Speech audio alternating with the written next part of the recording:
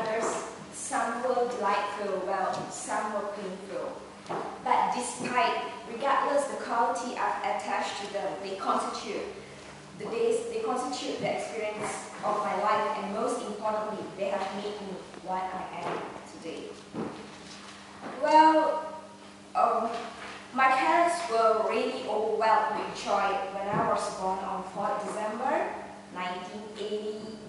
I think, shall I just keep the year as the secret? Well, being the eldest in my family, I had a lot of responsibilities to carry. But despite that, I was too frivolous. And most often, people think that I am the youngest among the siblings. I had one younger brother and one younger sister. And despite that, they still think I'm the youngest. That basically it's not because of the size. They were much smaller than me. But probably because of the maturity that they have compared to me. I was, on the other hand, was too playful. And growing as a child, it was my mom's dream come true to make me into a graceful Indian classical dancer. So at the age of 4 itself, she has sent me to the dance class. But me, as usual, knowing me being too frivolous and knowing me, I just hated the teacher very much, in fact. That's because she is just too ferocious and she loves hitting on my tiny little toes whenever my steps go wrong. So here I go, I'll tell my mother, Mom, looks like I have so much of homework to do today. Can I just skip the class? Or I'll just go back to her again and say that, Mom, looks like I'm having a flu and I'm having a fever, I'm feeling too dizzy. Can I just skip the class? That is what I always have lame excuses to tell her. That is why, until today, she has never succeeded into turning me into a dancer. So, while my school life began, and again, I also hated studying.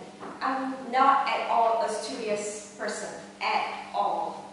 I just simply hated books, teachers, and everything except for my friends. I have developed so much of revulsion towards books, schools, and education and all that. There's even one time I actually went to school without a school bag. Can you imagine a student going to school without a school bag? And I've only realized that the school bag is not inside the car when my dad asked me to get out of the car upon reaching my school. When he asked he said, get out, what are you waiting for? I said, I'm looking for my school bag. I said, what, you actually came to school? You made me fetch you all the way to school without a school bag? So that shows how enthusiastic I was into education and studies. So I'm sure that my dad would have regretted his entire life for sending me to school then. And next, I started off with my Form 5 education. And in school, I'm just not an outdoor person at all. I rather stay in the class, not study, but chatting with my friends. As I just mentioned, I just love chatting. I don't know why. My friend, most of the time, they call me a chatterbox. That's what they call me. And time and tides waits for no man. And before I could realize, my school life ended. And I have to make a very drastic change in my life. So I got to determine what is next in my life. So that's when I decided, I entered the university life. So I pursued my studies in diploma and property valuation. So that took me 3 years. And within the blink of an eye, I was on the verge of adulthood. And that's when I realized, after doing the course, I realized that this is not what I wanted. Being a property evaluator, you got to be an outdoor person. And knowing me, I'm just not one. And I know you'll be thinking, why on earth then, why did you take up that course? Because before I signed up for the course, people told me that is khusus cepat kaya. So I was so greedy taking up that course, hoping that I can make a big fortune out of that. But when I started off my industrial training, that wasn't the right thing. I just realized that it takes a lot of hard work. You got to go around all the way to look for the location. You got to detect the place, and then you got to evaluate the house, and it takes up so much of work, and I realized that this is not what I wanted. So finally, at the end of the day, I joined a manufacturing firm as a management trainee. I joined a Japanese manufacturing firm. So life was good over there, but then I realized that what's next in life again? I cannot be going on just like this with my diploma in property valuation and that's it. So I realized that, okay, looks like I got to further my studies. So I applied for university, but even before entering to the university, I got an offer for an interview to enter the public sector. So I just tried my luck, whether I'll get it through or not. So when I was interviewed by the interviewer, he asked me, do you think there's a room of improvement for government of Malaysia?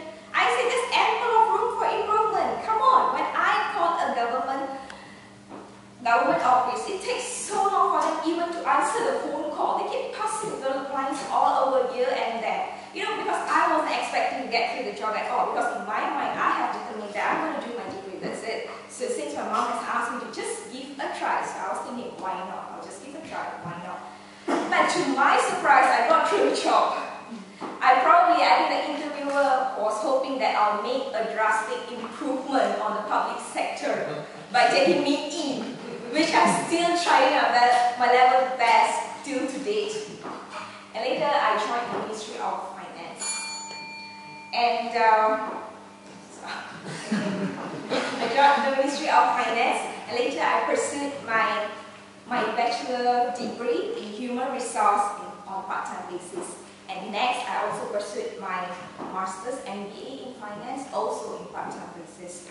Well, it really took out a lot of perseverance and determination to do it on part-time basis. It wasn't that easy, but thank God I'm grateful. Hard work really pays. I graduated both my master's and my first degree with first-class honors. Wow. And I was promoted in the public sector even before I completed my master's. I was promoted to the Economic Planning Unit, Prime Minister's Department, to be our Dato' Naji's personal secretary. No. That's a joke. I'm not the one, of course. I'm assistant director over there. You know, to think about it, I've been thinking how on earth that I'm not good at economics at all. Even in school, I've never been good at it. And I think now, right now, you might be wondering why is that our country's economic has been languishing right now. Right now. I'm sorry. I'm sure that you have realized the fact now. Ladies and gentlemen, I'm here right in front of you, still truly hoping, believing that it takes a lot of determination and hard work. I always believe in one thing. It always say that you do not have to see the whole staircase. All you got to do is just take the first step. And being in Toastmaster is among the many steps that I have taken to develop myself. You might fall and trip when you walk on the steps, but that's not the end. It is better to flip and fail for a million times. It is so much more to fail a million times, as it's so much more productive rather than not doing anything in your life. So, at the end of the day, it's all your choice, it's all your perception. You can either see the glass half full, or you can either see the glass half empty. And I have definitely resorted to seeing my glass half full. How about yours? Hope you guys also resort to see your glass half full forever, and wish you all the best. And hope your life will be flourished with abundance of joy and success forever. Thank you very much.